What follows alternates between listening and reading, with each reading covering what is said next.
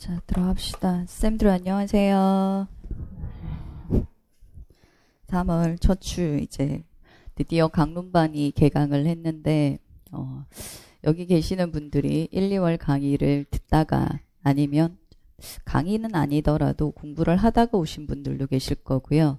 그 다음에 작년 시험 결과를 보고 난 뒤에 계속 놀다가 그래서 새 마음 새 뜻으로 오늘 처음 오신 분들도 아마 계실 겁니다. 그래서 우선은 들어가기 전에 3월 달부터 공부를 어떻게 해야 될까라는 부분을 잠깐 언급을 하고 아마 강의를 들어갈 예정입니다. 선생님들이 그 1년 강의 중에 제일 싫어하는 강의가 지금부터 시작되는 강론반 강의입니다. 특히나 인강 선생님들, 자, 그냥 뭔가 공부를 내가 되게 열심히 하겠다라는 의도도 좋습니다만 우선은 첫 번째 목표는 강의를 완강하겠다. 참고로 제 강의 처음부터 끝까지 1년 커리큘럼 중에 완강률이 가장 떨어지는 강의가 강론반 강의입니다. 그리고 하다가 그게 되게 많아요. 인강을 듣다가 도저히 안 돼서 직강으로 전환. 왜냐하면 우선은 강의가 길고 나도 모르게 정신이 혼미해질 수가 있게 되는 부분이 바로 강론반이다 보니까 그래서 쌤들이 나중에 그 말을 하더라고. 그때 그 재수를 하시면서 강원도에서 그 다음에 막 충청도 이런 식으로 해서 한 2년 정도 이렇게 오시는 분들이 있거든요. 그분들이 그래서 제가 실은 그랬었어요. 오는데 시간이 너무 많이 걸리면 차라리 인강이 낫지 않냐. 근데 그러더라고. 다른 건 다 인강을 들을 수 있겠는데 강론은 못 듣겠다. 제가 계속 이 말을 하는 이유가 어렵다 포기를 하라 이 말이 아니고요. 우선은 버티셔야 된다라는 말을 하고 싶습니다. 선생님들이 지금 요즘 상담을 계속 하게 되면 뭔가 그 의욕이 되게 넘치세요. 의욕도 넘치시고요. 그 다음에 동시에 불안감도 같이 높아져 있습니다. 왜 3월부터 불안감이 높아져 있는지는 저 잘 모르겠는데 희한하게 원래 좀 3월 달부터 이게 불안도가 높으신 분들이 좀 많아요. 그래서 3월 달 보통 선생님들이 지금 대부분 잘하고 싶다. 정말 열심히 하고 싶다. 지금 그 생각을 많이 하시거든요. 물론 그 의도 굉장히 좋습니다. 근데 그 이전에 잘 하기보다는요. 하는 게 먼저입니다. 선생님들이 지금 불안도가 높다라는 거는 다른 말로 생각만 하고요. 그거를 제대로 실천을 잘 하지 못하고 있다라는 말과도 일맥상통하게 됩니다. 쌤들, 이렇게 생각을 해볼게요. 잘하고 싶은 의도는 알겠어요. 뭔가 많이 하고 싶으시죠. 근데 쌤들 계단 올라갈 때요. 그렇지 않아요? 만약에 좀 안 좋은 경우지만 저희 집이 선생님들 집이 아파트 만약에 한 15층 아니면 한 20층 정도 되는 높이에 살고 있다. 근데 하필이면 엘리베이터가 고장이 났습니다. 내려와야 되는 게 아니라 올라가야 됩니다. 어떻게 하면 제일 빨리 올라갈 수 있을 것 같아요? 뛰어가면 한 3층, 4층 올라가고 한 5층은 그래도 올라갑니다. 그럼 어떻게 되냐면 숨이 여기까지 막혀요. 그럼 어떻게 되죠? 쉬어야지. 근데 내가 원래 걸어 다니는 속도 있죠. 그거보다 천천히 되는 속도로 올라가면요. 물론 힘듭니다. 그래도 끝까지 웬만하면 쭉 올라갈 수가 있어요. 그래서 우리가 지금 시험이 저희가 한국사 시험처럼 짧게 공부를 해야 되고 범위도 적고 그 다음에 간단한 시험이 아니고요. 11월 달에 시험을 치고요. 그 다음에 굉장히 큰 시험이기 때문에 굉장히 장기전으로 가야 되는 겁니다. 그래서 빨리 많이 한다라는 게 중요한 게 아니고요. 잘한다라고 하는 게 중요한 게 아니라 우선 해야 되는 것부터 시작을 하셔야 됩니다. 그래서 그 해야 되는 거에 있어서 가장 첫 번째는 뭐냐 하면 우선은 공부하는 습관을 먼저 만드는 겁니다. 선생님들이 지금 그 질문이 되게 많으세요. 공부를 어떻게 하고 기출 분석을 어떻게 하고 막 질문을 많이 하시는데요. 공부하는 방법 전략이라는 게 들어가기 이전에 먼저 뭐가 필요하냐 하면 내가 앉아 있을 수 있어야 됩니다. 왜냐하면 공부라고 하는 것, 공부하는 방법을 알려고 해도 최소한의 공부 시간이 나오고 그 안에서 내가 어떤 방법을 사용을 해서 공부를 해야 되겠죠. 그래서 그 이전에 가장 먼저 필요한 것 자체가 우선은 공부를 하기 위해 앉아 있을 수 있는 걸 말을 합니다. 근데 그 앉아 있을 수 있는 게 쌤들 그거는 되게 잘하실 거예요. TV 보시면서 일요일 하루 종일 앉아 있을 수 있죠. 물론 앉아 있을 때 앉아 있기보단 좀 누워 있죠. 왼쪽으로 한번, 오른쪽으로 한번. 근데 그거는 우리 계속 할 수 있잖아. 근데 독서실은 왜 그게 안 될 것 같아요? 의자가 불편해서? 아니면 옆으로 눕지 못해서? 그게 아니라 내가 하기 싫어요. TV는 재밌거든요. 그리고 재미없으면 다른 채널 돌리면 됩니다. 그것도 아니면 자면 됩니다. 근데 공부라고 하는 거는 그게 안 돼요. 그래서 자신이 가지고 있는 욕구라고 하는 거 있죠. 우리 기본 욕구는 뭡니까? 자고, 먹고, 쉬고, 놀고, 그죠? 몸 편한 게 사람의 기본적인 욕구인데 그거랑 반대되는 일을 해야 되는 게 공부예요. 그래서 그거를 하기 위한 방법을 만드는 게 첫 번째입니다. 그래서 독서실에 앉아 있을 수 있는 방법을 어떻게든 만드십시오. 근데 그 앉아 있는다라고 하는 게 시간을 죽여가면서 앉아 있는 걸 말을 하는 게 아니라 내가 집중해서 앉아 있을 수 있는 시간을 늘려가는 걸 말을 합니다. 그냥 무턱대고 늘려가면요. 선생님들 체력만 깎아먹습니다. 어쨌든 저희는 장기전이기 때문에 선생님들 지금 가지고 있는 체력이 아마 원래 가지고 있는 체력 중 가장 좋은 체력일 겁니다. 오늘 체력이. 왜냐? 가면 갈수록 공부를 하면 할수록 어떻게 돼요? 체력은 더 갉아먹게 되죠. 특히나 기간제 하고 계시는 분들 같은 경우에는 체력 관리 더 잘 하셔야 되겠죠. 그런 식으로 되면 체력을 갉아먹으면서 하게 되면 제일 문제가 뭐냐 하면 10월달, 11월달 시험 치기 직전에 우리가 미친 듯이 해야 되는 그 시간에 내가 버스트를 못합니다. 시험은요. 마지막 직전에 몰입하는 거 있죠. 버스트하는 거. 미친 듯이 달리는 게 없으면 절대 합격하지 못합니다. 무조건 그건 있으셔야 됩니다. 그래서 그 체력을 남겨놓으면서 공부를 해야 돼요. 근데 그렇게 되면 이렇게 합니다. 적당히 여기까지만 할까? 난 뒤에 공부해야지. 그렇게 하면요. 공부를 적게 해서 떨어집니다. 그래서 할 수 있는 방법은 내가 지금 할 수 있는 범위를요. 최대한 다 하시는 겁니다. 그리면서 체력을 만드셔야 돼요. 그러려고 하면 첫 번째 잘 먹으셔야 되고요. 걱정 안 해도 되죠, 이거는? 근데 군것질 말하는 거 아닙니다. 먹기는 잘 먹는데 영양소라고 하는 것들 있죠. 건강한 음식으로 잘 드셔야 되고요. 그 다음에 우선은 체력 관리부터 하시려면 운동부터 하셔야 됩니다. 그래야지 선생님들 지금 허리 안 아프시죠? 목 안 아프시죠? 눈 안 아프시죠? 다 아픕니다. 나중에. 100% 다 아픕니다.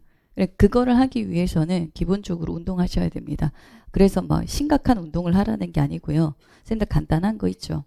아니면 최소한 독서실 갈 때 30분 1시간이라도 왕복 걸을 수 있도록만 하십시오. 30분은 짧고요. 가늘 때 30분, 올 때 30분 이 정도 걷는 거라도 하셔가지고 최소한의 체력을 유지하시기 바랍니다. 그리고 나서 그걸 정하십시오. 저는 기본적으로 3월에서 6월 때까지는 스탑워치 최하 6시간이 나왔으면 합니다. 8시간이 나오면 물론 가장 좋습니다. 전에 사시 있을 때요. 사시가 있을 때 그 사시 패스하셨던 분이 그 말씀하신 적이 있거든요. 어떠한 시험도 선생님들 사시라고 하는 게 굉장히 어려운 시험이라는 건 아시죠? 근데 어떠한 시험도 하루에 8시간씩 2년을 공부했을 때 떨어지는 시험은 없다고. 그걸 유지를 못하기 때문에 떨어진다라고 말을 하거든요. 그 사시조차도 그래요. 근데 솔직히 물론 저희가 느끼는 체감은 사시보다 더 어렵습니다. 내 시험이기 때문에 내 시험이 제일 어려워요. 근데 어쨌든 다른 외부에서 객관적으로 봤을 때 저희 임용시험이라고 하는 거는요. 사시만큼 어렵지는 않습니다.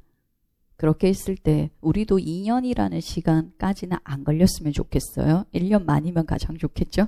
8시간이라고 하는 걸 계속 유지를 하게 되면요. 그래도 꽤 어느 정도의 결과를 달성을 할 수 있다라는 거죠. 근데 실제로 그 8시간을 맞추기가 정말 어렵습니다. 선생님들 혹시 1, 2월 공부하신 분들 일주일 이상 내가 8시간씩 아니면 최하 6시간이라도 계속 찍어보신 적 있습니까? 3일은 찍어요. 일주일은 또 찍습니다. 2주, 3주가 넘어가는 기간을 그걸 계속 유지를 하기가 정말 힘들어요.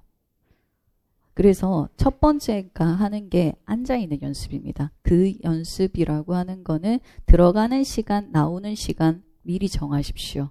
그리고 나서 그 안에서 스탑워치를 얼마를 정하겠다. 마냥 공부 시간을 늘리면 나중에 체력이 없습니다.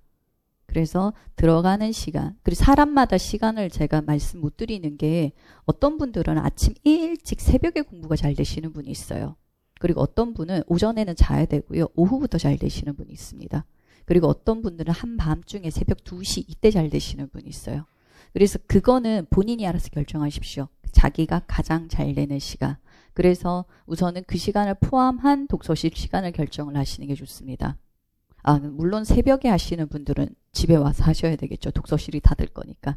그래서 그냥 대표적으로 오전 9시에 독서실을 가서 그래서 내가 나오는 시간은 오후 6시다.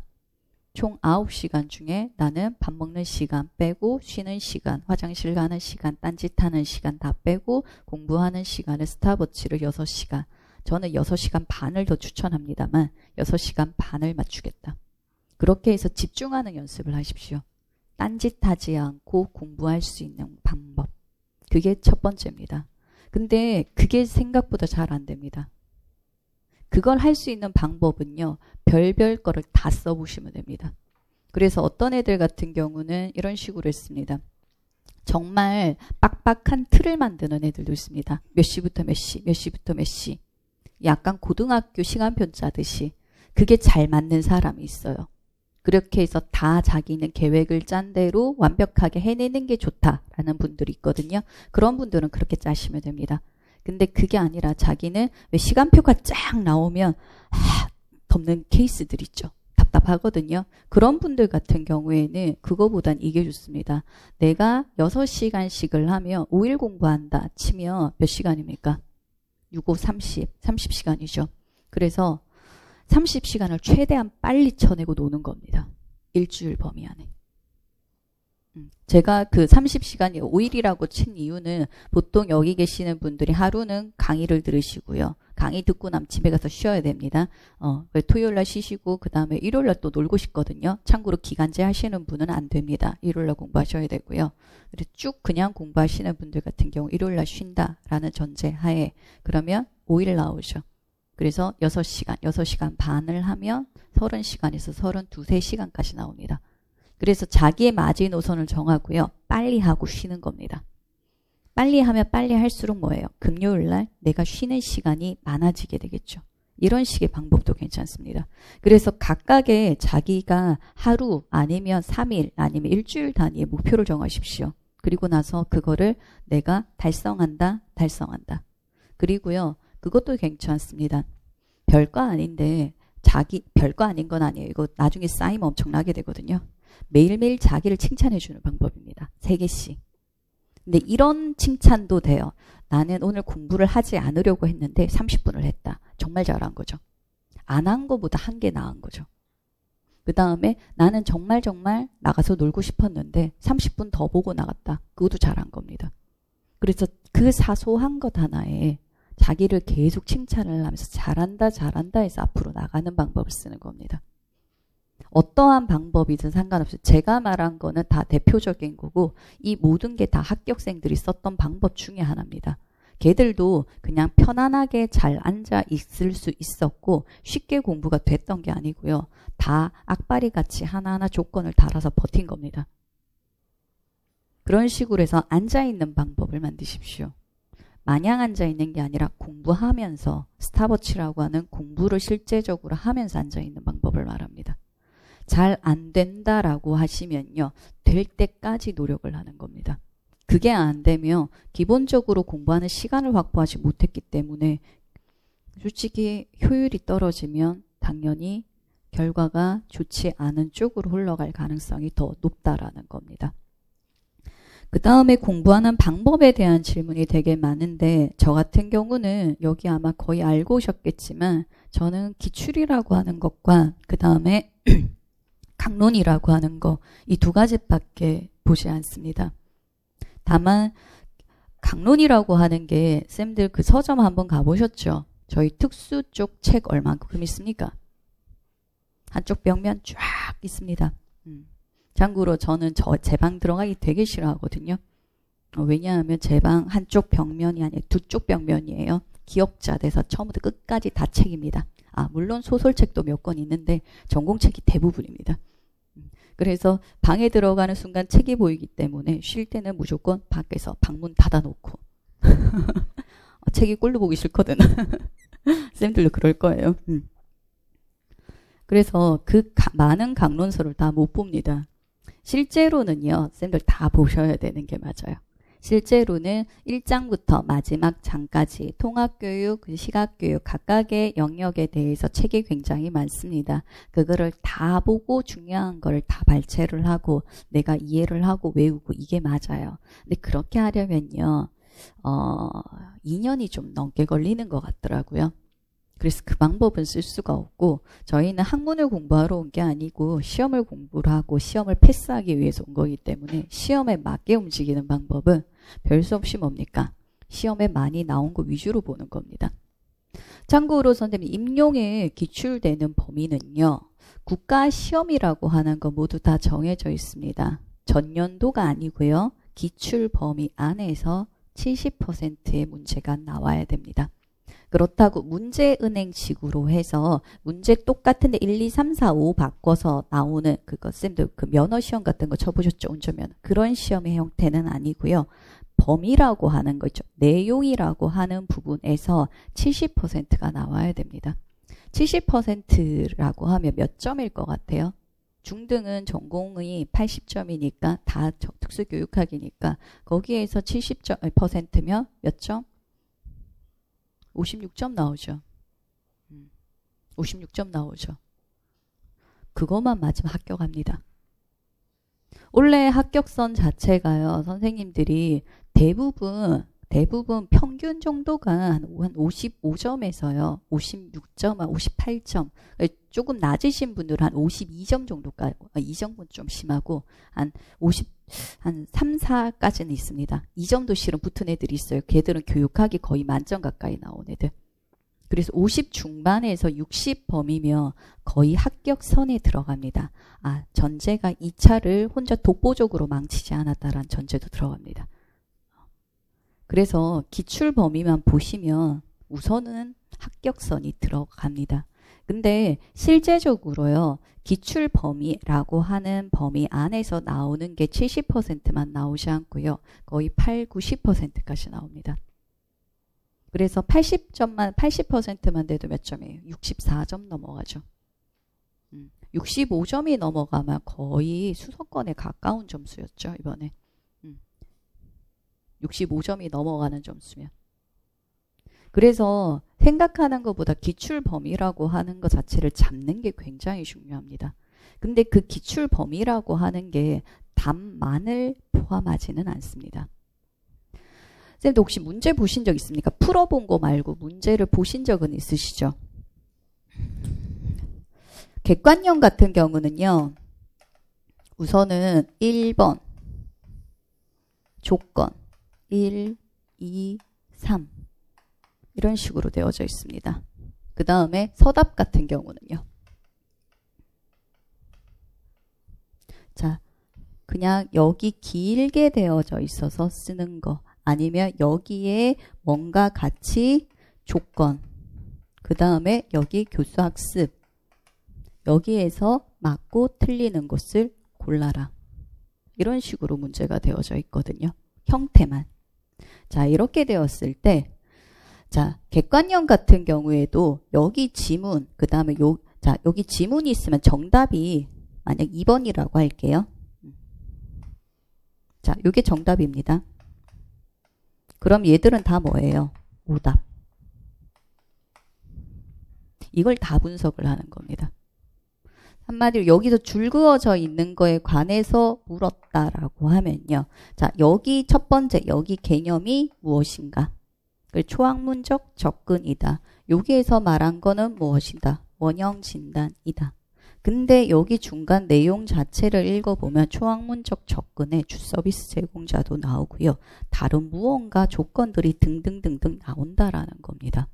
생각보다 문제 조건을 잘 읽어보시면요. 그 다음 기출 문제를 예측할 수 있는 경우가 좀 덜어 있습니다.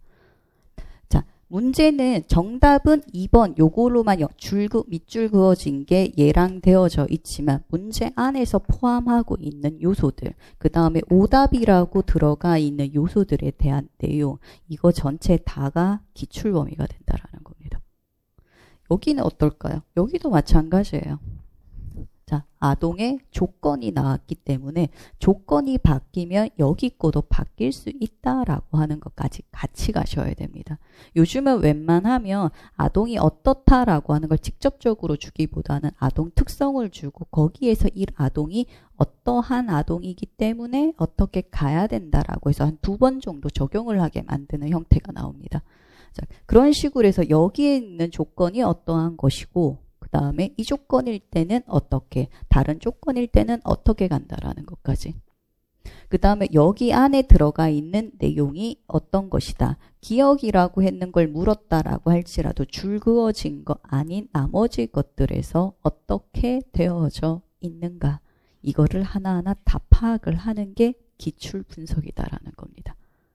자, 범위는 요래요. 범위는. 근데 범위가 중요한 게 아니고요. 자, 선생님들 시험 문제 풀 때 있죠. 문제를 풀 때 저기 요즘 메일을 받으면 쌤들이 작년 시험을 치셨던 분들이 메일이 오면 거의 이런 내용을 많이 말을 합니다. 내가 잘 안 되는 게 문제를 읽었는데 문제가 무엇을 요구하는지를 파악을 못했다. 그게 이런 문제입니다. 본인이 생각을 안 해보셨다라고 하면 아마 시험을 치고 나와서 나는 분명히 3번 문제를 잘 모르겠어. 이거야 저거야 저거야 이랬는데 옆에 누가 말을 합니다. 3번 그거잖아. 아 맞다. 그거는 그때 깜빡한 게 아니고요. 문제 파악이 안 된 겁니다. 아니 물론 그런 경우는 있어요. 이게 뭔지는 알겠는데 단어가 생각 안 나는 경우는 인출이 안 된 겁니다. 근데 이거야 저거야 저거야 이렇게 했던 거는 내가 정확하게 그 개념을 알지 못했고요. 그 다음에 또 하나 문제에서 어떤 것 때문에 요걸 묻는다라고 하는 거를 내가 파악하지 못했다라고 하는 게 같이 섞여 있는 형태입니다. 근데 그게 왜 나타날 것 같아요? 쌤들이 지금 기출 분석을 제가 요 범위를 알려드리면 다 어떻게 공부를 하냐 하면 문제를 자릅니다. 제가 잘라라 그랬더니 한 문제씩 자르는 건 잘 자르세요. 쌤들이 희한하게 만드는 건 기똥차게 잘합니다. 근데 해석을 할 때 어려워요. 문제를 읽었는데 답을 모르겠어. 그럼 어떻게 합니까? 시중에 기출, 풀이 문제집이 잔뜩 열려 있습니다. 가지고 옵니다. 그리고 나서 분석을 합니다. 분석도 아니지. 모르면 어떻게 펴 읽어. 그러면 이 생각이 들면 여기 다 되어져 있네. 저기 당연히 다 되어져 있을 수밖에 없어요. 공부를 하라고 안내하는 책자들이기 때문에 그 중간 과정을 다 알려줘야만 되는 책이라서 당연히 거기 다 들어가 있습니다. 근데 그 책을 그대로 읽으면 어떤 문제가 있을 것 같아요? 문제를 읽고 한마디로 답이 2번이다라고 하는 중간 과정 자체를 내가 인출해 냈어요? 안 냈어요? 안 냈어요. 그러니까 문제를 읽고 파악할 수 있는 능력 자체를 내가 스스로 버리는 행동입니다. 최소한 내가 읽어보고 맞다 아니다 고민을 해본 다음에 도저히 몰랐을 때 찾아보는 건 당연하죠. 모르니까 찾아봐야지. 근데 처음부터 이렇게 합니다. 문제 있고 여기 문제집을 딱 펴. 열심히 베껴 적습니다. 그 왜 베껴 적는데 그냥 보고 읽지. 내가 풀이를 하는 중간 과정이 필요를 한 거고요. 그 다음에 여러 내용 중에 뭐예요? 그 다음에 그 문제집의 항상 제일 큰 문제는 뭐냐 하면 중간에 단계, 한마디 정답이 나오는 단계라고 하는 거를 안내가 되어져 있기 때문에 근거가 그대로 주어져 있습니다. 근데 근거가 책자 이만큼 주어져 있는 게 아니라 근거되는 문장만 딱딱딱 들어가 있는 게 대부분이에요. 별 수 없어요. 너무 두껍게 만들면 그거 책 페이지 때문에 돈이 올라가거든요. 그래서 책 분량을 어느 정도를 맞춰야 됩니다. 실은 책을 만들 때. 그래서 핵심 내용 자체로만 뽑아낼 수밖에 없어요. 근데 그거를 내가 뽑아야 되죠, 원래는. 내가 강론서를 읽고 이 내용이라서 이렇게 될 것이다 라고 하는 근거를 내가 찾아와야 되는 과정이잖아. 원래 내가 문제를 풀 때는 왜? 문제 읽고 파악을 하죠. 그 다음에 내가 알고 있는 내용 중에 얘가 근거가 되겠구나 뽑아와서 그걸로 내가 답을 작성해야 되는 과정으로 문제를 풀잖아. 근데 지금 문제집 같은 경우는 그 중간 과정이 모두 다 생략되어져 있죠. 이미 뭐예요? 문제집을 만든 사람들이 그걸 다 해놓은 상태의 것을 보게 된다라는 겁니다. 그러니까 실제로 내가 문제를 읽고 그다음 근거를 찾아오는 과정 자체를 연습을 할 수 있습니까? 없습니까? 없어요. 그래서 기출분석은 본인이 다 할 수밖에 없다라는 겁니다. 모르는 것 자체를 참조하는 거는 당연히 그렇게 해야 되는 겁니다. 내가 모르기 때문에. 근데 아는 문제조차 그렇게 한다라고 하는 거는 내가 시험장에 들어가서 문제 분석하는 능력 자체를 난 처음부터 버리겠다. 그거랑 똑같습니다. 하다가 보면 되지 않을까. 저기 쌤 연습 안 했는데 어떻게 그게 됩니까? 사람의 머리가요. 생판 모르는 첫 번째 거를 바로 적용을 하기가 쉬워요? 어려워요? 어렵습니다. 그거를 왜 시험장 가서 연습하려고 하세요? 그러면 시험을 여러 번 치셔야죠. 맞잖아. 연습을 그때 시험장 들어가서 연습을 하면 그거 한 번 해서 될 것 같아요? 안 될 것 같아요? 안 될 것 같죠. 여러 번 치셔야 됩니다. 가끔 보면 시험을 한 10번째 이렇게 치고 계시는 분들이 계십니다. 물론 그분 같은 경우는 계속 공부만 하신 게 아니라 뭐 다른 일도 병행을 하고 하셨는데 솔직히 본인이 그 소리를 많이 하세요. 이게 지긋지긋하대요. 시험이. 벗어나고 싶대요. 쌤들도 우선은 그거는 면해야 하지 않겠습니까? 근데 쌤도 혹시 그 생각해 보신 적 없으세요? 여기 아마 초수생들 중에 그런 분들 되게 많으실 겁니다. 한 몇 년간 일만 하시다가 처음 공부하러 오겠다. 지금 원래 작년에 TO가 좋고 올해도 좋다라는 말 때문에 그런 분 되게 많으시거든요. 그런 분들 같은 경우 왜 돌아왔을 것 같아요? 왜 돌아왔을 것 같아요? 이게 더 나으니까 오셨겠죠. 물론 본인의 꿈이실 수도 있고요. 그 다음에 보통 그분들이 하셨던 게 기간제일 가능성이 대부분입니다. 물론 몇몇의 다른 직장을 구하셨던 분들도 계신데 근데 그런 분들보다는 기간제 하고 계셨던 분들이 더 많거든요. 그분들도 기간제보다는 정식으로 시험 쳐서 들어가는 게 절대적으로 낫다라는 걸 아니까 오셨어요. 다른 길이 있으면 다른 길로 가셨을 거예요. 공부하는 거 다 좋아하지 않습니다. 그래서 우리가 선생님들이 지금 3월 달부터 특히 여기 앉아 계신다라는 거는요. 이거 말고 다른 거 할 일이 없다라는 결론도 됩니다. 아니요. 할 일이라기보다 할 방향, 내가 가고자 하는 삶의 방향이 있죠. 직업이나 이런 부분에 대해서 이게 내가 해야 되는 길이기 때문에 오신 게 대부분일 겁니다. 그러면 한 방에 하고 끝내십시오. 그러려고 하면 제일 먼저 생각을 하셔야 되는 게요. 시험장에 가서 내가 필요한 능력이 무엇인지를 생각을 하세요. 공부를 열심히 하겠다는요. 전략을 세운 다음에 그 전략을 열심히 하시는 거고요. 우선은 내가 시험장에 들어가서 필요한 능력이 뭘 것 같아요. 첫 번째, 문제를 정확하게 읽는다. 글자는 다 읽을 수 있으세요? 문제 읽고 이것이 요구하는 바가 무엇인지 파악하는가까지가 첫 번째겠죠. 그 다음에 두 번째는 그 내용을 내가 알고 있느냐입니다. 그게 뭐죠? 범위, 1차 범위가 이게 되겠죠. 그 다음에 지금 서답형 시험이니까 뭐가 들어가야 됩니까? 내가 아는 거를 채점자가 답이다 라고 생각할 만큼 또렷하게 쓰는 능력까지 들어가야 돼요. 그래서 객관형보다 주관형 시험이 훨씬 더 어렵다라는 겁니다. 그거 한번 써서 안 됩니다. 물론 글을 기똥차게 하나씩 잘 쓰시는 분들이 있어요. 그런 분들은 좀 수월하게 됩니다만 일반 분들 같은 경우는 최소한 2-3번 이상씩 연습을 하셔야만 됩니다. 우리가 필요한 능력 자체가 그거면 내가 지금 3월 달부터 해야 되는 거는 그거를 만들어 가야 되는 과정이죠. 쓰는 거는요, 선생님들 내가 뭔가를 알아야 쓸 수가 있어요. 그래서 지금 연습이 되는 게 아닙니다. 그래서 보통 여름 지나서 보통 선생님들이 연습을 많이 하시고요. 지금 하는 거는 문제를 읽고 그 다음에 파악하는 능력이죠. 그게 기출 분석부터 들어간다라고 생각을 하시면 돼요. 그리고 그거는 어디서 와야 된다?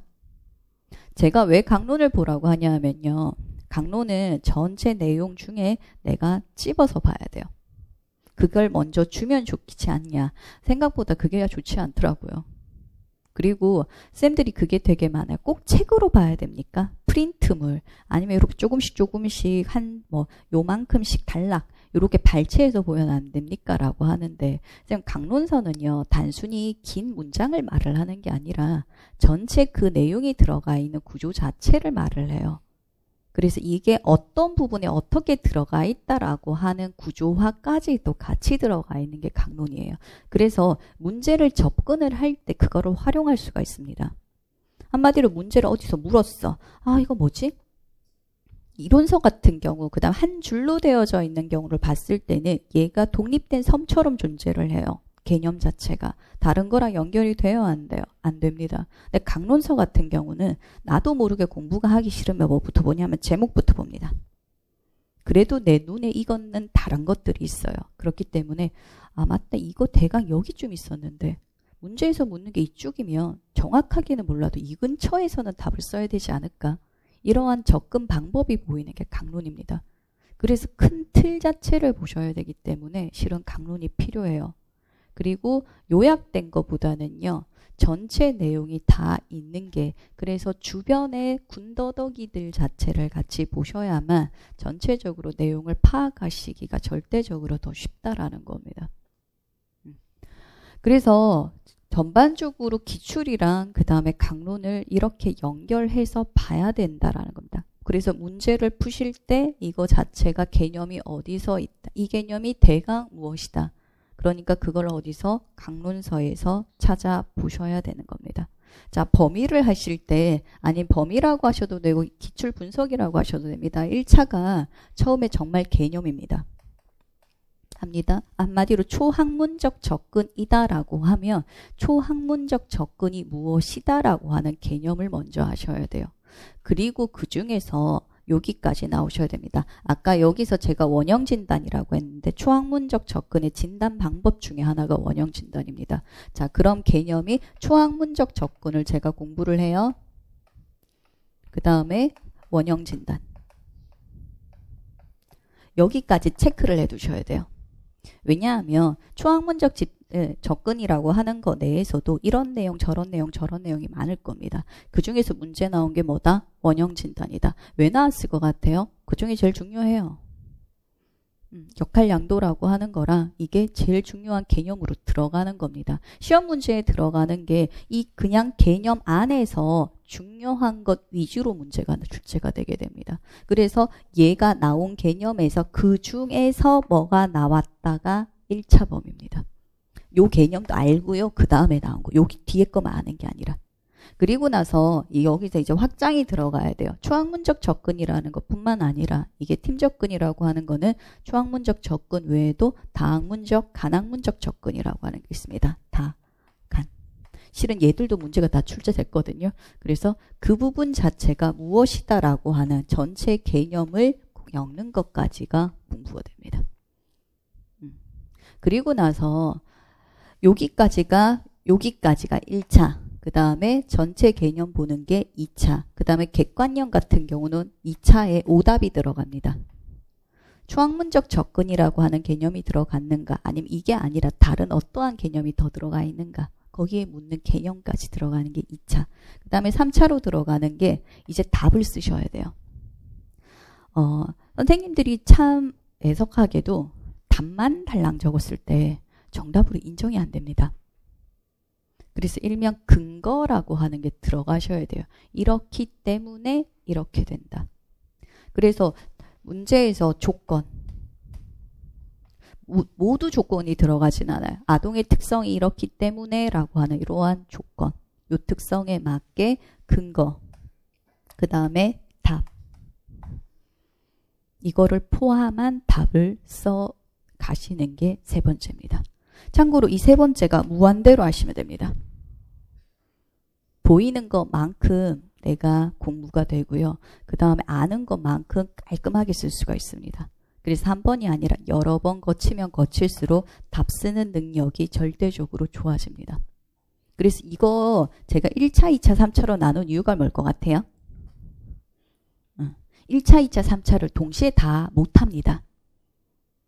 저희도 사람인지라 잠도 자야 되고요. 밥도 먹어야 되고요. 그 다음에 농땡이도 부려야 되고요. 이렇기 때문에 아마 1차, 2차를 동시에 할 수 있는 문제들이 있고요. 범위가 있을 겁니다. 왜냐하면 학습장애, 그 다음에 긍정적 행동 지원 이런 거는 문제가 많습니다. 걔들 같은 경우는 간단하게 보셔야 돼요. 우선은 전체 끝나는 게 먼저. 그 다음에 정서, 그 다음에 공학 이런 거는 범위가 좀 적어요. 내용이 적어요. 그러면 그거는 2차 동시에. 3차를 동시에 할 생각은 하지 마십시오. 지금은 내용을 이해가 아직 안 된 상황이기 때문에 쓴다라고 하는 게 쉽지 않아요. 그래서 나는 만약에 그 쓰는 특히 글씨 쓰는 거, 그 문장 쓰는 게 좀 특히나 더디신 분들이 있거든요. 그래서 나는 미리 연습을 하고 싶다 하시는 분들은 말로 하십시오. 표현 언어부터 나와야 되는데 표현 언어 중에서 말하기와 쓰기가 있는데 말하기가 훨씬 더 일찍 발달을 합니다. 쓰기가 마지막에 발달을 하게 되거든요.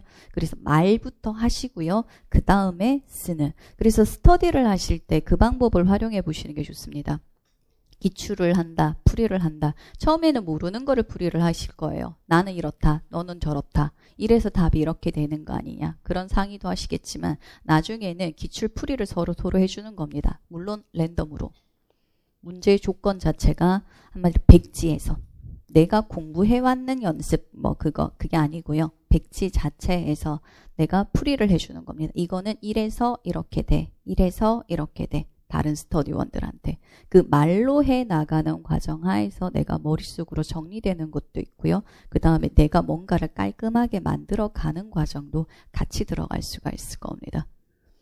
기출풀이는 아마 이러한 식으로 해 나가시면 되되 하나를 주의사항을 말씀을 드리자면요. 문제를 하나씩 잘랐으면 문제 내에는 아무런 체크도 하지 말기 바랍니다. 아까 제가 여기에서 원형 진단이다 그랬잖아. 그러면 쌤들이 보통 이렇게 풀이를 합니다. 여기 이렇게 원형 진단. 그 다음에 이거는 다학문적이다. 이거는 초학문적이다. 이거는 간학문적이다. 다 적습니다. 파란색으로 빨간색으로. 자, 이거 두 번째 볼 때요. 내 눈에 보이는 거는 문제가 보일 것 같아요. 내가 적었는 얘가 보일 것 같아요. 내가 적었는 글씨만. 그리고 두 번째, 세 번째 볼 때 문제를 다시 읽고 풀이할 생각을 전혀 하지 않습니다. 답 2번. 답 몇 번. 그래서 이 문제에 대한 답이 2번인 거는 아는데 왜 2번인 거를 몰라요. 자, 근데 이렇게 물을게요. 선생님 지금 수준가요? 이 기출문제를 한번 풀이를 하고 난 보통 6월에서 7월, 8월 이 사이가 될 겁니다. 두 번째가 들어갈 때, 두세 번째가 들어갈 때가. 그때의 능력이 같을까요? 다를까요? 전혀 다르겠지. 지금은 몰라서 못 봤던 게요. 그때는 알기 때문에 보입니다. 근데 그때 내가 좀 더 잘 알기 때문에 봐야 되는 부분들을 볼 수 있을까요? 없을까요? 못 보지. 문제를 다시 읽을 생각을 안 하니까. 그래서 쌤들도 아마 마찬가지일 겁니다. 작년도 그랬고요. 재작년도 그랬고요. 역대 모든 합격생들, 그 다음에 수강생들 다 마찬가지였습니다. 11월 달에 기출문제를 그냥 평가원에서 올라오는 원본 그대로 뽑아서 다시 풀이를 하라 그러면 풀이를 못해요. 1년 내내 기출문제를 봤는데. 왜 그럴까요? 우선 형태가 달라. 무슨 형태냐 하면 나는 한 문제씩 잘라놨거든. 근데 이거는 네 문제씩, 두 문제씩 막 들어가 있어. 그게 형태가 달라요. 그걸로도 사람이 혼란이 생깁니다. 시각적 기억 때문에요. 그래서 그게 다르고요. 그 다음에 또 문제가 뭐냐 하면 나는 지금까지 뭘로 해석을 했냐 하면 내가 옆에 첫 번째 적어놨던 쟤만 해석을 했던 거야. 문제 자체를 읽고 다시 분석할 생각을 안 했기 때문에 그 능력 자체가 마지막에 없어요. 그래서 보통의 선생님들이 얘들 다 합격생입니다. 왜냐하면 합격생들이 다 나중에 찾아와서 해주는 말들이거든요. 11월 달에 기출풀이를 하는데 한 회차 자기가 풀고 해석을 하는데 참고로 시험 치기 얼마 전이지 11월 달이니까 3시간씩 걸린대요. 한 해를 초, 중, 유 다 한 게 아니고 중등 한 개만, 초등 한 개만 하는데 3시간씩 걸린대요. 그리고 어떤 문제는 풀이도 안 된답니다. 그게 보통의 현실입니다. 그래도 붙어는 갑니다.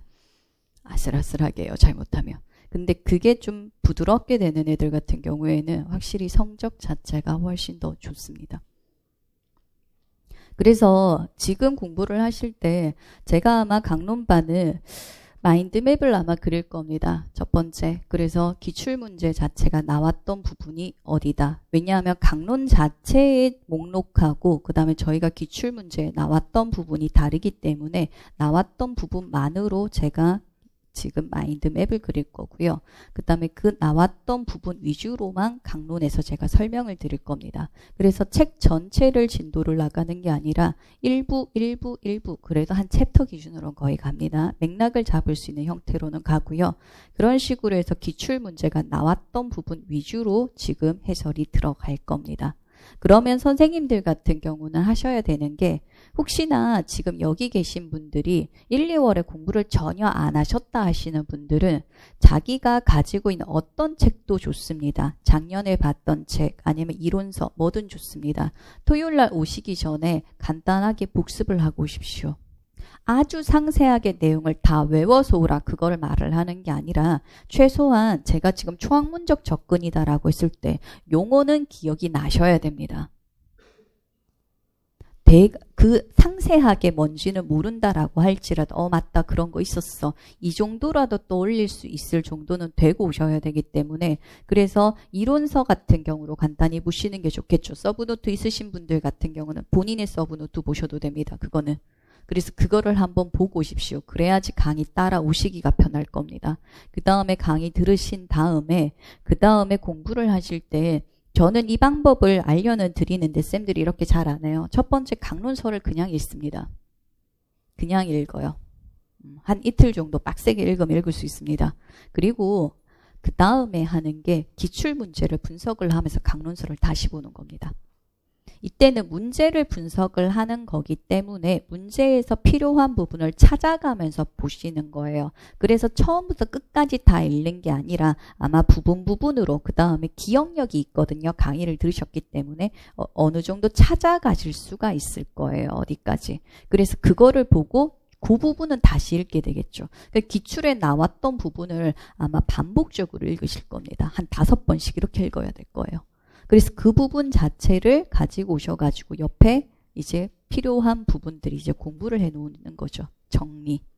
처음부터 끝까지 정리가 아니라 내가 그 개념을 알고 그 다음에 내가 첫 번째 봤을 때 이거 봐야 되겠다 싶은 범위까지 정리해서 보시면 됩니다. 그런 식으로 해서 복습을 하시고요. 그 다음에 이런 식으로 보고 나면 문제, 그러니까 내가 통합이랑 오늘 공학을 할 건데 공학을 하고 나서도 통합에 뭐 있었는지 공학에 뭐 있었는지 정리가 잘 안 돼요. 그래서 다시 정리하는 게 필요합니다. 제가 아마 오늘 마인드맵 한 장짜리를 아마 다 드렸을 겁니다. 그래서 그 한 장짜리를 기준으로 해서요. 상세하게 내용이 들어가 있지 않고요. 가장 큰 개괄적인 것만 들어가 있습니다. 기출에 나왔던 거 기준으로. 그래서 여기에 옆에 기억을 해야 될 거, 그 다음에 포인트가 되어야 했던 것들을 정리하시기 바랍니다. 손으로 정리를 하셔도 되고요. 참고로 제가 사용했던 프로그램은 알마인드 파일로 무료입니다. 그래서 인터넷에 그냥 네이버 가시면 다운을 공짜로 받으실 수가 있어요. 그래서 그거를 사용을 하셔가지고 컴퓨터로 정리를 하셔도 무방합니다. 그거는 본인이 원하시는 대로 하면 됩니다.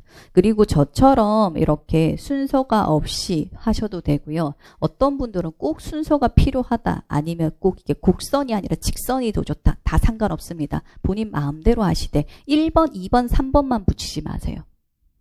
왜냐하면 1번, 2번, 3번, 4번, 5번을 붙이고 나면 나도 모르게 1번이 인출이 돼야 2번이 인출이 돼요. 근데 생각하는 것보다 팀 접근이라고 하는 협력, 이게 앞에 나올 수도 있고 어떨 때는 교수적 수정이 나올 수가 있기 때문에 어느 부분이든 내가 먼저 시작할 수 있어야 되기 때문에 순서는 내가 앞에 두고 뒤에 두고 그거는 본인이 마음대로 하시되 번호는 붙이지 마세요. 물론 그 안에 외워야 될 거 있잖아. 5개. 그 1, 2, 3, 4, 5 정도 붙이는 건 괜찮습니다. 근데 기본 개념 나오는 거 있죠. 한마디로 팀 접근, 1번, 교수적 수정, 2번 이런 식으로 큰 카테고리 있죠. 그거는 번호를 붙이지 말라는 겁니다. 그런 식으로 해서 아마 하나 한 장 아니면 2장으로 정리가 되실 겁니다. 참고로요. 어떠한 일이 있어도 한 장짜리가 있으셔야 됩니다. 근데 한 장짜리에는 쌤들이 그러면 다 넣을 수 있을까요? 없을까요? 다 못 넣어요. 그래서 A4 아니면 B4까지는 괜찮아요. B4 정도 크기에 내가 넣을 수 있는 양을 적습니다. 그 다음에 너무 자세한 거는 뭐예요? 뒤로 넣어야 되겠지. 따로. 가지 하나만 따로 떼어서 따로 정리를 하는 겁니다. 근데 전체 개괄해야 되는 한 장짜리가 있어야만 내가 통합에는 어떤 게 나왔다. 그 다음에 학습에는 어떤 게 나왔다. 전체 각각의 그 장의 영역에 따른 구조화가 나오게 돼요. 그래서 어떠한 일이 있어도 한 장짜리를 만드시고요. 그 다음에 자세한 내용을 내가 더 놓고 싶다라고 하시면 그 부분은 2번째, 3번째 장으로 계속해서 만드시면 됩니다. 참고로 이 마인드맵은 한 번 만들고 끝날 게 아니에요. 그리고 기본 틀을 드렸고 선생님들이 강론을 할 때 어느 정도 만들고 나면 그 다음에 바꾸고 할 때 시간이 많이 들어갈까요? 적게 들어갈까요? 생각보다 별로 안 들어갑니다. 살짝만 고치면 되거든. 살짝만 고치면 돼요. 그래서 이게 나중에 쌓이면 뭐가 되냐 하면 선생님들 11월 달에 사용하게 될 서브노트가 될 겁니다. 서브노트를 따로 내가 처음부터 어떻게 다 만들겠다.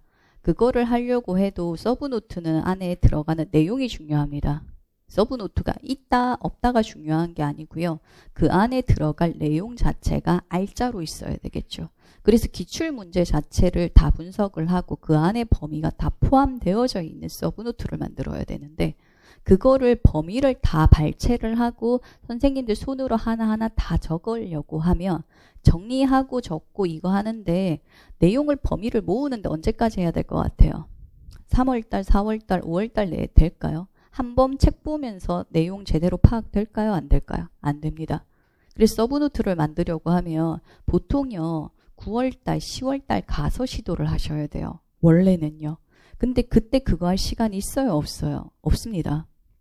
그러니까 지금부터 뭐예요? 내 마지막 11월 달에 마지막 요약본처럼 볼 거를 기본 틀부터 중요한 걸 넣어가면서 지금부터 만들어 두시라는 겁니다. 가장 기본 틀부터 해서. 조금씩 만드셔야 돼요. 참고로 서브노트는 어떠한 일이 있어도 한 번만에 만들어질 수가 없습니다. 그래서 지금부터 하시면 한 2, 3차, 아니 어떤 쌤들은 한 5차, 7차 이렇게까지도 나오시거든요. 그거에 걸쳐서 아마 자신만의 마지막 그 자료가 나올 겁니다. 그리고 기출 범위를 하시고 그 다음에 강론을 보다 보면 이런 게 있습니다. 기출 문제는 안 나왔는데 내가 땡기는 애들이 있어요. 그리고 문제를 보다 보면 이거 조건하고는 없는데 이거 방향성에 따라 이거는 나올 수 있지 않은가 싶은 거 있어요. 그거 나중에 다 넣어 두십시오. 다 넣어 두십시오. 그래서 범위가 나중에 정말 많아질 겁니다. 그리고 나면 고민을 하셔야 돼요. 내가 11월 달에 내가 다 가지고 갈 수 있는 영역인가? 지금부터 선생님들이 계속 가지고 가시잖아요. 그러면 가지고 갈 수 있는 범위가 많아집니다. 근데 중간에 느리고 지금은 하나도 안 했다가 지금은 뭐 다른 거 했다가 막판에 어떻게 하겠다라고 하면 마지막에 그 다 외울 수 있을까요? 없을까요? 다 못 외워요. 11월 달에는요. 많은 게 중요한 게 아니라 정확하게 내가 다 가지고 갈 수 있는 그 부분이 훨씬 더 중요하게 되거든요. 그래서 지금부터 꾸준히 해놓고 나시면 11월 달에 내가 가지고 정확하게 가지고 활용할 수 있는 범위 자체가 절대적으로 아마 많아지실 겁니다. 그런 식으로 아마 가시면 될 것 같습니다. 자, 지금 강론반 자체는 오늘 개강을 해서요. 총 12주차까지 진행이 됩니다. 그래서 애석하게도 5월 5일이 어린이날인데도 불구하고 저희는 어린이가 아니기 때문에 작년까지는 쉬었습니다. 부득불 쉬어야 된다라고 해서. 근데 작년 같은 경우에는 강론반이 6월달까지 진행을 했었어요. 그래서 지금 중간중간에 막 2개씩 오늘처럼 그 통합이랑 그 다음에 그 공학이랑 이렇게 같이 하는 거는 쌤들이 이게 강론반을 4달을 하고 7, 8월 강의가 들어가니까 정리가 안 돼서 너무 힘들다라고 하셔가지고 그래서 강론반을 살짝 줄이고요. 좀 압축해서 해야 되겠죠. 그리고 그 제일 마지막 6월달 같은 경우에는 제가 정리를 하는 마인드맵 반을 따로 할 겁니다. 그래서 지금 선생님들은 그거 3월에서 6월까지를 한꺼번에 결제를 하셨기 때문에 그게 문제가 없고 아마 마인드맵 반은 따로 개설은 아마 안 될 겁니다. 그게 실은 강론반을 들어야만 이해할 수 있는 형태로 아마 진행이 될 거기 때문에 그래서 아마 지금 3, 4, 5를 정리하는 형태가 마지막 6월의 마인드맵이다라고 생각을 하시면 될 거고 그래서 지금 제가 한 장짜리 드린 마인드맵 요거 자체가 굉장히 복잡하게 좀 더 내용이 추가되어서 나오는 형태로 아마 마인드맵 반은 진행이 될 겁니다. 그렇다라고 해서 설쌤이 다 해줄 거니까 나는 하지 않아도 되겠다. 이런 생각은 하지 않으시는 게 좋습니다. 본인이 정리한 거랑 제가 정리한 거랑 본인이 했기 때문에 훨씬 더 정확하게 기억을 할 수가 있거든요. 자, 그 다음에 우선은 강의 시간이요. 대략 6시 이후라고 되어져 있을 뿐 영역 마칠 때까지입니다.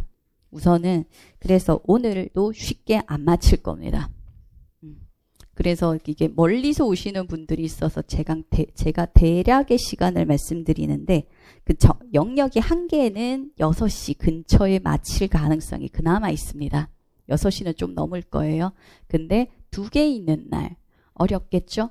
그래서 오늘 같은 경우도 공학도 보조공학 사정학고까지는 하는데 유형 같은 경우에는 각각의 장애 영역으로 보내서 아마 진행을 할 겁니다. 그게 아니면 오늘도 한 8시 넘어서 맞춰야 될 것 같더라고. 첫날부터는 좀 너무하잖아요. 그죠? 그리고 어떤 날은 제가 10시가 아니라 9시에 오라고 미리 공지를 드릴 겁니다. 미리. 그렇게 되면 매주는 아니고요. 매주는 아니고 가끔 한 번씩 9시에 오시라 하시면 오시면 됩니다. 그런 식으로 해서 전체 강의가 진행이 될 거고 그 다음에 마인드맵 같은 경우에는 지금 5월달까지 하고 6월 한 주 첫째 주 쉬고 들어갑니다. 왜냐하면 선생님들이 복습을 해야 되고 그 다음에 다시 해야 되는 그 시간 자체가 있고요. 그 다음에 지금 선생님들이 매주 공부를 정말 열심히 한다라고 해도 곧 좀 있으면 따뜻해지고요. 꽃도 피고요. 그렇게 되면 내 마음의 꽃도 핍니다. 내 마음의 꽃은요. 뭐 연애를 한다 그게 아니라 그냥 내 마음에 바람이 드는 거지. 그래서 독서실이 아닌 어떠한 장소도 마음에 드실 겁니다. 그래서 놀러를 나가게 돼요. 슬럼프도 빠지시게 되고요. 그 다음에 특히나 뭐 3월 지금 오신 분들은 그나마 조금 더 갑니다만 1월부터 공부하신 분들 같은 경우는 지금 나 독하게 공부해야 되겠다 생각 이미 없죠. 공부는 해야 되겠다 생각만 있지 내가 처음에 그 마음을 먹었을 때 그 독한 마음이 이미 없거든. 그래서 실은 조금만 가면 공부가 잘 안 돼요.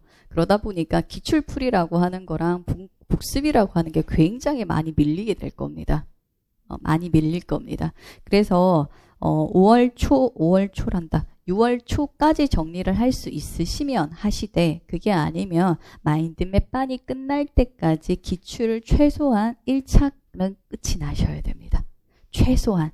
그리고 영역에 따라 2차까지 하실 수 있는 분들은 하시고 만약에 빡세게 하셔서 5월달 말까지 거의 같이 끝냈다라고 하시는 분들 같은 경우는 6월 마인드맵 반 정리를 하시면서 간략한 부분 아마 요 수준까지는 못 따라오실 거고요. 그 7월 첫째 주 이런 아니면 7월 중순 7월까지 이렇게 해서 아마 한 번 더 진행 이런 식으로 아마 나가시면 될 것 같습니다.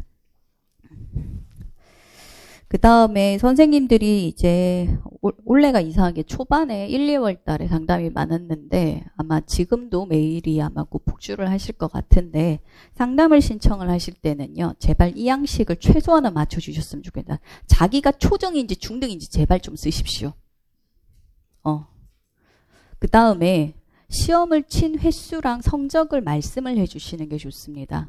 그게 선생님들이 성적을 대강 몇 년도에, 그러니까 내가 쌤 이번 시험이 2018 학년도 시험이었습니다. 그 학년도 시험에 맞추어서 내가 성적이 어느 정도다라고 나오면 대강 선생님들이 어떻게 공부를 했는지 아니면 대강 수준이 어떠한지 정도가 제가 파악이 되기가 쉽습니다.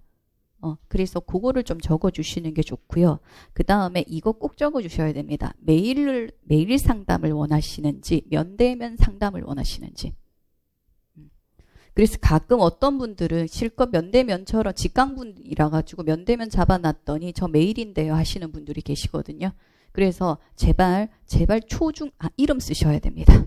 이름도 안 쓰시는 분들 많습니다. 이름, 그 다음에 초중등 여부, 그 다음에 면대면인지 상담을 메일로 원하시는지 그거 명확하게 해주시고요.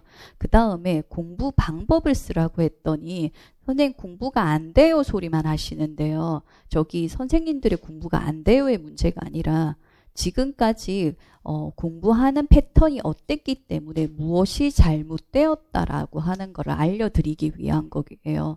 그래서 선생님들이 어떤 식으로 공부를 했고 그 다음에 자신의 패턴이 어떻다라고 하는 걸 알려주셔야 됩니다. 그래서 모르겠으면 작년에 내가 월별로 공부했는 걸 다 적어 보내주시면 됩니다. 그래서 몇 시간 공부를 했고 그 다음에 전공 공부는 무슨 공부를 했다. 그래서 그냥 이론서를 읽었다. 기출문제집을 읽었다. 분석은 했는데 분석은 어떻게 했다. 그 다음 이거는 많이 했고 적게 했고 이런 것들 있죠. 구체적으로 어떻다. 아니 이건 안 돼요. 그냥 전공 공부를 했고요. 그 다음에 스터디를 했고요. 그 다음에 교육학 스터디도 했고요. 아니 근데 그냥 했다라는 게 중요한 게 아니라 그 안에 전략이나 방법이 어떠하다라고 하는 게 중요하기 때문에 그걸 제가 파악할 수 있을 만큼은 적어 보내주시는 게 좋습니다. 그 다음에 특이사항으로 현재 기간제를 하는지 여부는 알려주셔야 됩니다. 왜냐하면 기간제 하시는 분들과 그 다음에 공부만 하시는 분들이 이게 시간을 활용할 수 있는 부분이 확실히 차이가 날 수밖에 없어요. 그래서 그 부분 알려주시고 그 개별적 특이사항이라고 해서 가끔 이게 건강상 문제가 있거나 아니면 참 그 쌤들한테는 부러운 가산점을 가지고 계신 분 그 다음에 아니면 장애 전형인데 준비를 하고 계시는 분 이런 분들이 있거든요. 근데 그런 분들 같은 경우는 어쨌든 컷이라고 하는 게 조금 달라질 수가 있으면요. 거기에 따른 전략이나 이게 또 달라질 수가 있습니다. 그래서 뭔가 자기가 다르다라고 하는 부분 있죠. 그런 거를 제가 체력이 별로 안 좋습니다. 그건 아닙니다. 여기 체력 좋은 사람 별로 없어요. 체력이 굉장히 좋습니다. 이거는 괜찮습니다만 아니 근데 그것도 믿지 마세요. 남자 쌤들 특히 체대생들이 있으시죠. 특채하시는 분들 자기는 신체적으로 건강하다 좋다라고 하시는데 1년 2년 공부하고 병원 가시면 60대 할아버지 체력 나옵니다. 있었던 일입니다. 그래서 혹시나 상담하실 분들 같은 경우는 무조건 메일로 보내셔야 됩니다. 이게 직강으로 면대면 상담 신청하신다고 저한테 직접 말씀을 하시면 이미 그게 앞에 그거 신청을 하신 분들이 쫙 짜여져 있어서 몇 시에 언제 된다라고 지금 제가 당장 말씀을 드릴 수가 없어요. 메일로 보고 짜야 되거든요. 그래서 메일로 일괄적으로 신청을 해 주시면 좋을 것 같습니다. 그리고 그 스터디 신청서 받으셨습니까? 아마 스터디를 하실 분들만 신청을 하시면 되고요. 1, 2월달 선생님들처럼 몇 회 쳤다라는 걸 하나도 안 적어주시면요. 제가 스터디 짤 때 랜덤으로 짤 수밖에 없거든요. 그러다 보면 초수생에 몰릴 수도 있고 재수생에 몰릴 수도 있고 이렇게 됩니다. 그리고 스터디 기준은요. 무조건 썩습니다. 그리고 어떠한 일이 있어도 초수생 1명을 넣습니다. 쌤들 같은 경우에 특히 재수생 선생님들이 초수를 굉장히 무시하는 경향이 있습니다. 그리고 초수가 모르기 때문에 도움이 안 될 거다라고 생각을 하는데요. 그 초수 때문에 본인이 정말 공부를 열심히 해야 되는 결과가 옵니다. 초수는요. 머리가 해맑아요. 그래서 재수 선생님들은 공부를 별로 안 했다라고 할지라도 그래도 이론서나 이렇게 한두 번 돌았는 게 있기 때문에 대강의 내용을 알고 있습니다. 이거잖아 라고 하는데 초수 경우는 왜요? 라고 하는 질문이 들어오게 돼요. 근데 그 질문에 대답을 못한다라고 하는 거는 내가 그 개념을 정확하게 모르는 겁니다. 초수를 정확하게 이해를 시키잖아요. 100% 붙습니다. 그래서 생각하는 것보다 장수생들끼리 스터디를 하는 모임보다요. 초수가 한 명 들어가 있는 모임이요. 결과적으로 끝에 갔을 때요. 뭔가 훨씬 더 기본 개념이 훨씬 더 탄탄하게 됩니다.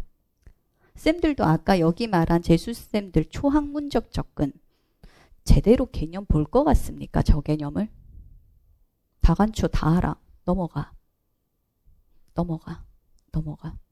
명칭하는 거 넘어가는 경향이 쌤들 굉장히 강하시거든요. 재수하시는 선생님들. 그럼 어떻게 될까요? 정확한 개념을 알아 몰라. 대강의 개념만 알아서는 서답형 시험 작성 못합니다. 그래서 초수가 있어야 돼요. 내가 대강 알았던 거 초수가 질문을 합니다. 왜요? 이렇게. 처음에는요. 가끔 이게 좀 올라올 때가 있어요. 아 그냥 좀 넘어가지. 이걸 왜 모를까? 이런 생각이 좀 드시거든요. 근데 나중에 그 생각이 들어요. 얘가 질문을 했는 거를 나는 왜 모르고 있지? 그러면 내가 기초적인 걸 하나하나 밟고 나가게 됩니다. 그래야지 실은 시험에 합격할 수가 있거든요. 그래서 무조건 초수는 한 명 띄운다라는 전제하에 아마 스터디는 짜여질 거고요. 그 다음에 무조건 방향은 기출풀이하는 형태로 가시면 됩니다. 일주일에 한 번을 모인다, 두 번을 모인다. 그거는 쌤들이 알아서 하시면 됩니다. 그거는 선생님들이 알아서 하시면 되고요. 제 진도에 맞춰서 강론하고 그 다음에 기출풀이 하는 형태. 그리고 초반에는 모르는 거 자체. 그 다음에 서로 이렇게 상의를 하시는 자 근거를 서로 찾아오는 게 좋습니다. 강론서에서. 이것 때문에 답이 2번이 됩니다. 이것 때문에 답이 요게 됩니다. 그래서 모든 기출풀이는요. 안에 조건 찾는 게 이전에 이 개념이 무엇이다. 그렇기 때문에 근거는 무엇이기 때문에 답이 이렇게 된다. 마지막 내가 써야 되는 거 있죠. 그 형태를 찾으시는 게 좋습니다. 무조건 근거를 찾는 형태. 이것 때문에 답이 이게 된다. 그거를 다 찾아오시면 됩니다. 그래서 그거를 찾으시려고 하면 이것 때문에 아니야? 이것 때문에 아니야? 선생님들이 그게 아마 의견이 분분하실 거예요. 그래서 그러면 문제를 더 읽게 되고 더 분석을 하게 되고 그 능력이 길러지십니다. 그런 식으로 기출 분석을 하시는 게 좋습니다. 그러면 처음에는 서로 모르는 거 질문을 하고 뭐 이렇게 하면 하루에 일주일에 만약에 한 번 정도 만난다고 하면 4-5시간 정도는 금방 가실 거예요. 한 챕터 하시는데도. 처음에는 그렇게 하시는 게 좋고 그 다음에 스터디를 좀 길게 그 다음 시간이 있다 하시는 분들 같은 경우에는 하고 나서 문제를 랜덤으로 뽑아요. 그래서 실은 그렇게 되면 기출문제 한 부가 더 필요할 겁니다. 아무것도 없는 백지 문제가. 그리고 뽑고 그거를 서로 해석을 해주는 겁니다. 랜덤으로 오늘은 얘가 3번을 얘는 4번 이런 식으로 뽑았어. 그리고 나서 미리 정해준 거 아니고 미리 정해준 그 문제만 연습해 오거든. 그게 아니라 그날 뽑아요. 그리고 나서 그 문제를 거기에서 그대로 다이렉트로 근거까지 말을 해서 해석할 수 있는 거. 아마 처음에는 힘드실 겁니다. 두 번째 그렇게 하셔야 될 거고 초반에는 웬만하면 기출 분석을 하시되 근거를 찾아서 어떻게 된다 하시는 게 좋습니다. 그렇게 되면 그 쌤들 그거 물으시거든요. 기출 문제를 그거 사람마다 다르게 잘 나오는 거 아닙니까? 그래서 문제를 서로 같이 나누시는 게 가장 좋습니다. 스터디를 짜면 오늘 만약에 스터디를 했어. 그리고 나면 뭐 오늘 게 만약에 통합이었다 했어. 그럼 그 다음 주 시각이죠. 그거를 시각 문제를 그날 스터디 마치고 서로 다 나누는 거예요. 다음 주 거. 그래야지 공부를 해오니까. 그리고 미리 다 나눠. 똑같이 나눠. 다 잘라왔는 거를 아니면 한 명이 정리를 하고 아니면 서로 정리를 하고 복사를 하시던가 한 스터디에서 같이. 그래서 스터디원들끼리 문제 양식, 문제 패턴 그 다음에 그게 똑같은 게 좋습니다. 그게 왜냐하면 쌤들 마지막에 9월 10월 넘어가면 백지 인출 연습을 하셔야 돼요. 근데 그때 보통 서로 백지 서로 인출을 하고 선생님들 돌아가면서 빠진 거 없는지 틀린 거 없는지 키워드 체크해주고 하는데 같은 스터디원들끼리 그게 되게 수월합니다. 왜냐? 같은 틀을 가지고 있기 때문에 보기가 쉬운데 서로 다른 틀을 가지고 있으면 그거를 체크해주고 받는 부분이 다르기 때문에 확인해주고 하는 게 굉장히 어려워요. 그래서 스터디는 같이 처음부터 꾸려서 끝까지 같이 가시는 게 좋습니다. 그렇다고 모든 선생님이 스터디를 하라는 말은 아닙니다. 여기 개인주의 성향이 강하신 분, 아니면 이게 공부하는 게 너무 정형화되어서 하지 않으시는 분들 같은 경우에는 본인이 혼자 공부하는 게 훨씬 나으신 분들이 있거든요. 그리고 이게 다른 사람이랑 뭔가 같이 짜고 했을 때 나는 그게 더 스트레스가 받는다. 그런 분들은 하지 않으셔도 괜찮습니다. 본인 스타일에 맞게 필요하시면 하시고, 그러니까 필요 없다라고 생각이 들면 하지 않으셔도 무방합니다. 그리고 3에서 6월 달은요. 우선은 꼭 그거를 생각을 하십시오. 공부가 잘 안 됩니다. 절대 잘 되지 않습니다. 공부는 원래 잘 안 되는 건데 3월에서 6월이 아직 시간이 많이 남았다. 급하지 않다. 라는 생각 때문에 공부가 더더욱 안 됩니다. 그래서 그냥 어떻게든 본인을 달래서 하루에 4시간 그냥 앉아서 버티는, 이거는 하고 놀자, 이거는 하고 하자라고 하는 거. 내가 공부가 안 된다라고 하는 거에 스트레스 받지 마십시오. 원래 그런 거니까 그냥 나도 일반적인 케이스 중에 하나일 뿐이구나. 아, 원래 이런 거니까 스트레스 받지 말고 그냥 가자라고 하는 거 있죠. 이거를 좀 생각을 하셨으면 좋겠습니다. 그리고 아까 처음에 말씀드렸다시피 잘 하는 게 중요한 게 아니고요. 하는 게 중요한 겁니다. 많이 하는 게 아니라 정확하게 잘하는 게 아니라 하면 됩니다. 지금은. 그래서 천천히 하나씩 해 나가시면 아마 괜찮으실 겁니다.